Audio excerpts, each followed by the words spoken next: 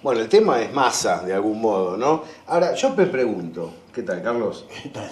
Hugo, el tema es masa, pero nos han hecho hablar de masa, nos han puesto de prepo en esta situación.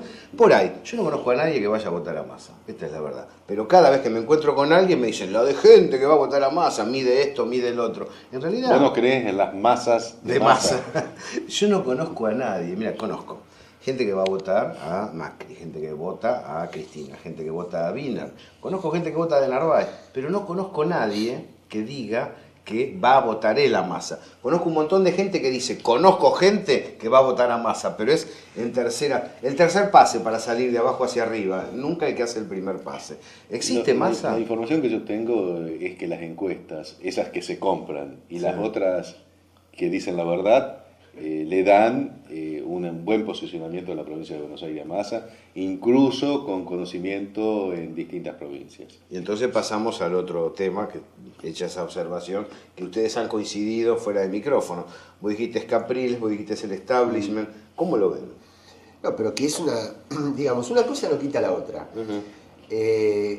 Al presidente de México, el regreso del PRI al poder, después de 2 periodos afuera, lo construyó Televisa.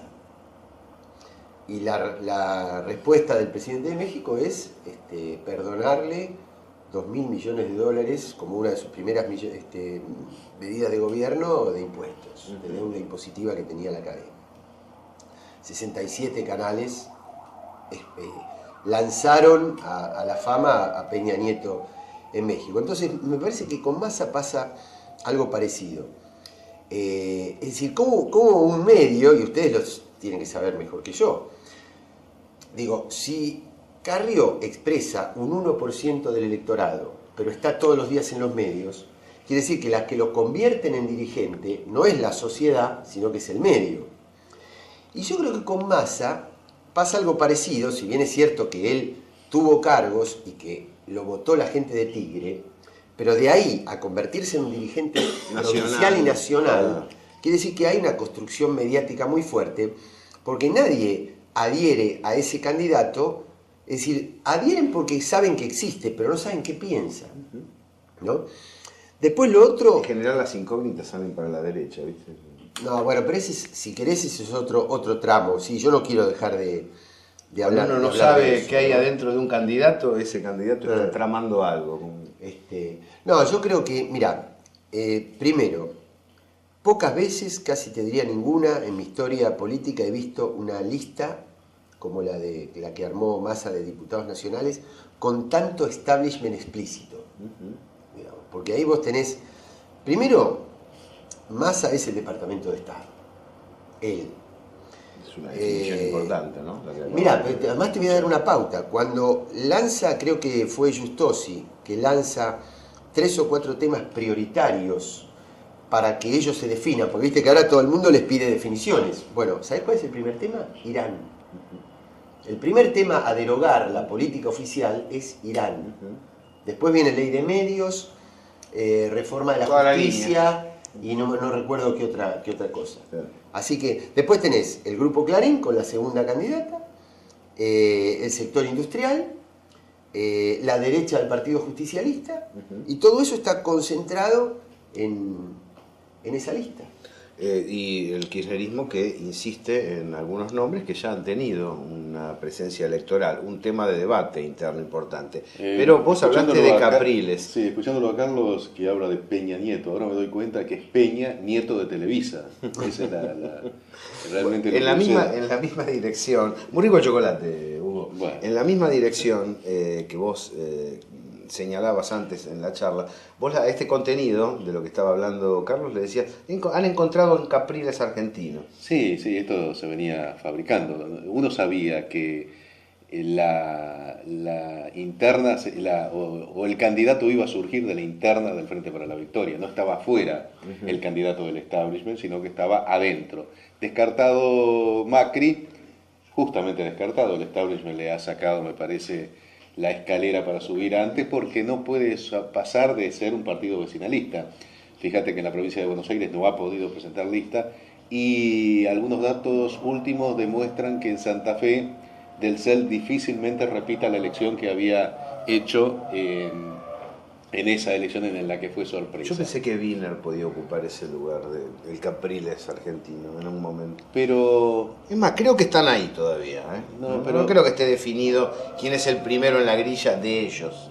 Wiener, hagamos algún tipo de comparación entre estos candidatos que se caracterizan, en el caso de Wiener y de Massa, lo que lo diferencia son la cantidad de años biológicos que separa uno de otro, pero la hibridez es exactamente la misma.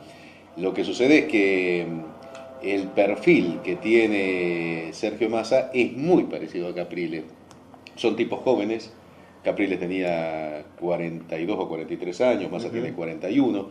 El discurso, y en eso me parece que Massa sintoniza una beta inteligente, igual que Capriles, que para insertarse en el acepta buena parte de los de lo logros, hecho ¿no? verbalmente, no importa que después, llegado al gobierno, dé marcha atrás. Pero dice, no, nosotros vamos a respetar todas las cosas positivas que ha hecho el gobierno de Chávez.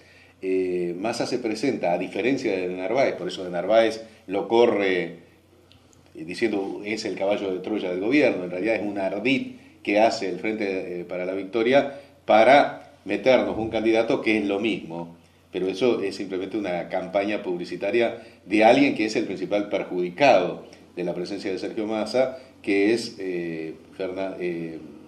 Francisco de Narváez. Así que, ahora, ¿cuánto afecta al Frente para la Victoria? Scioli ¿cómo juega? No, Scioli creo que me parece Porque que Scioli por fuera del kirchnerismo no tiene volumen. y por dentro del kirchnerismo a esta altura del partido creo que está muerto. Yo sinceramente creo que esta jugada en donde Scioli negoció con los dos, negoció con de Narváez, iba a meter gente de él en la lista de Narváez, había negociado con Massa y finalmente vuelve atrás y no consigue coloca en el puesto 15º a un ministro de Arrieta. Arrieta. Filosionista, sí. Y sabiendo de que cuanto más adopta esta actitud, más lo cachetea el kirchnerismo, me parece que la suerte de Scioli, aunque en Argentina es difícil enterrar a alguien definitivamente, me parece que se ha jugado en estas circunstancias. No tiene posibilidades algunas de aquí en adelante, me parece Scioli. Hay un camino cerrado. No, tal cual, yo coincido con Hugo. No, una cosa es Scioli formando parte de esto, da la impresión de que finalmente decidió esto después de haber apostado a varias otras alternativas, Claro. pero lo que sí creo que se empaña definitivamente es su sueño de sucesor. Pero quiero volver al tema, por ejemplo, ¿por qué no Wiener? Digamos, porque yo creo que Wiener era una carta del establishment en ausencia de candidatos. Esto me hacía acordar a esa obra de teatro de Luigi Pirandello, de seis personajes en busca de autor. Es todo un montón de grupos del establishment en busca de un candidato.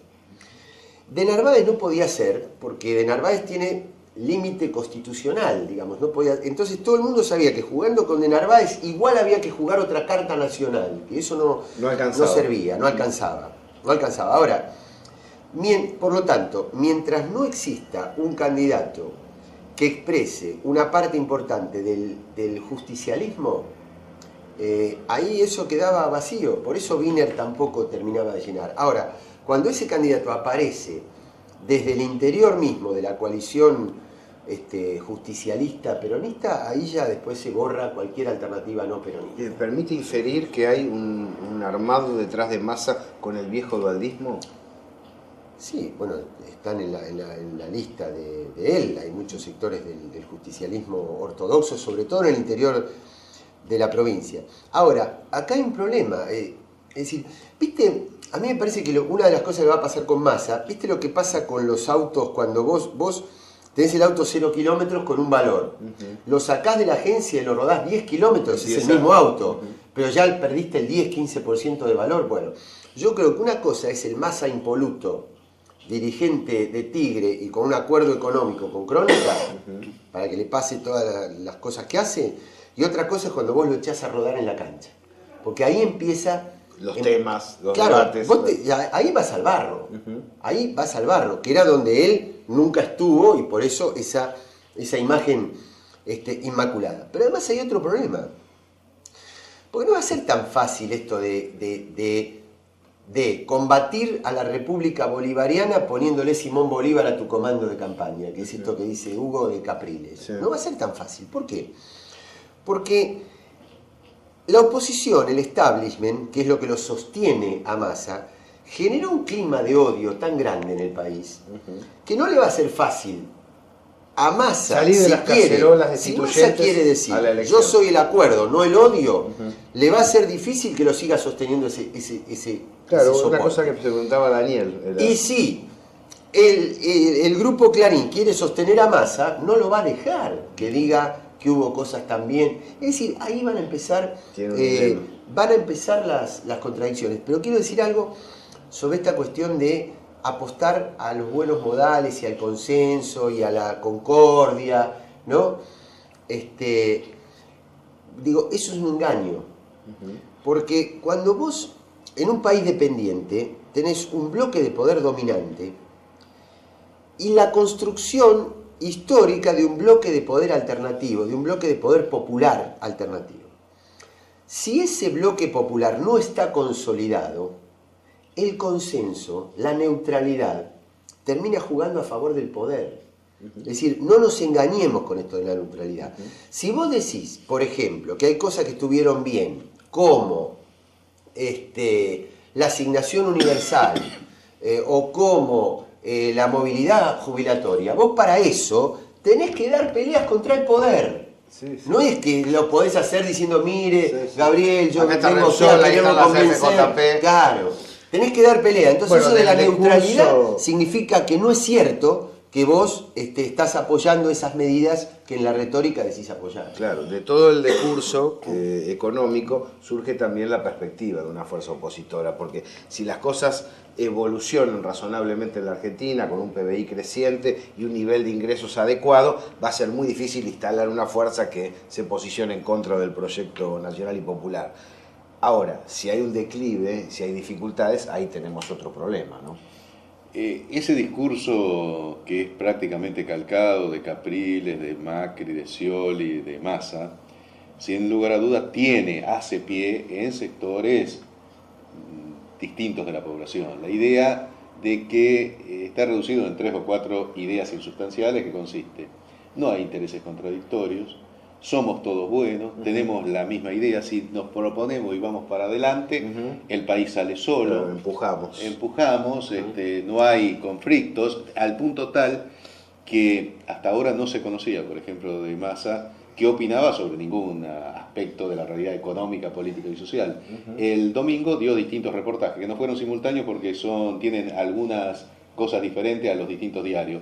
Y me parece que el más claro de todo fue el que le dio a Tiempo Argentino titula, pero está en el cuerpo del reportaje, diciendo: nosotros no vamos contra nadie.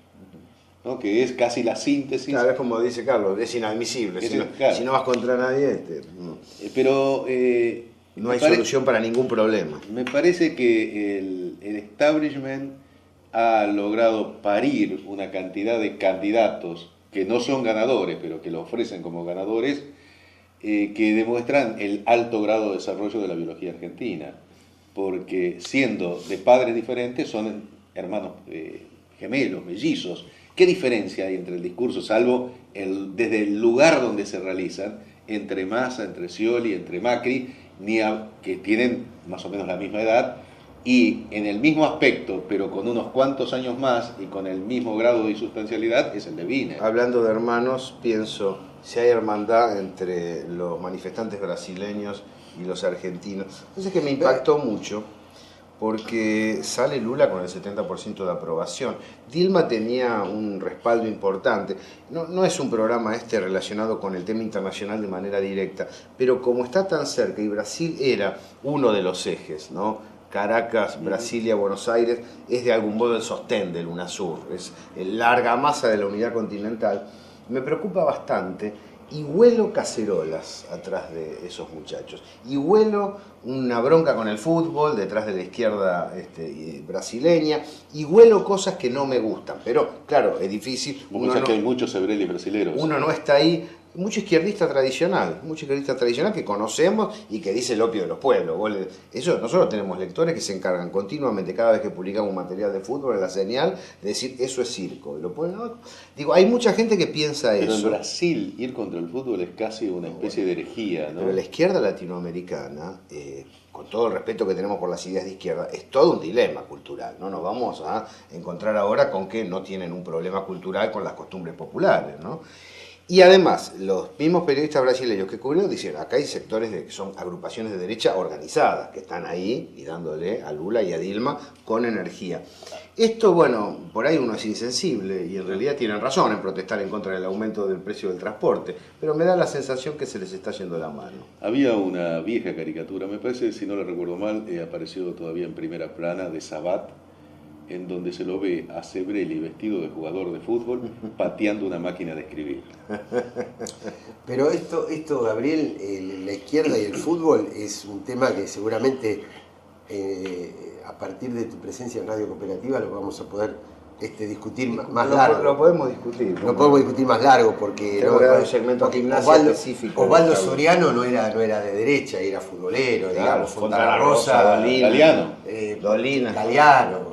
Así que, no, yo creo que ahí hay una cosa más profunda. Ahora, que hay un sector del poder dominante de América Latina que a partir de la muerte de Chávez se envalentona, Claro.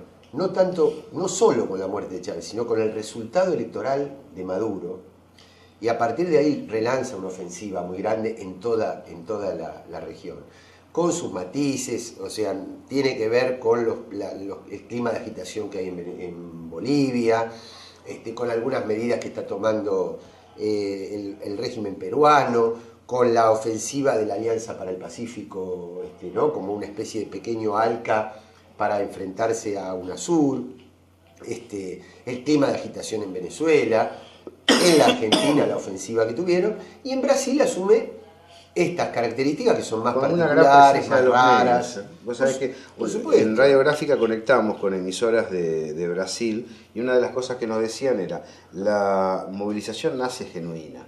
Hay un aumento del transporte y tira la bronca, como corresponde al bolsillo popular. La presencia de Oglobo arrastra a otros sectores que no tienen nada que ver con el transporte público, a la movilización, que no usan el transporte público y que se suman a la movilización porque Oglobo da manija desde otra perspectiva. Ahí hay una incidencia directa de la estrategia oligárquica. Ahora, una cosa trasladada a la Argentina. Yo digo, hace 15 días, antes de las movilizaciones de Brasil, ¿no era que Brasil era el país? El modelo. El modelo. Después de Chile pasaba a ser Brasil. Que en Brasil fluían los dólares, que tenía poca inflación. No era donde el clima de negociación política. Digo, ¿qué va a decir qué dice la derecha argentina ahora sobre esa realidad ficticia de Brasil que se desploma? Los convenios colectivos, los aumentos de sueldos son del 2% y la inflación es del 6%. ¿No? De manera que el tema es complicado realmente lo que está sucediendo en Brasil. Pero por supuesto, por eso es que el poder no se queda. Pero el problema que se da allí es que estas marchas no tienen nada que ver los sindicatos ni los sin tierra, contrariamente a lo que se ha dicho. Son otros segmentos que no aparecen afectados por una discusión salarial directa, ¿no?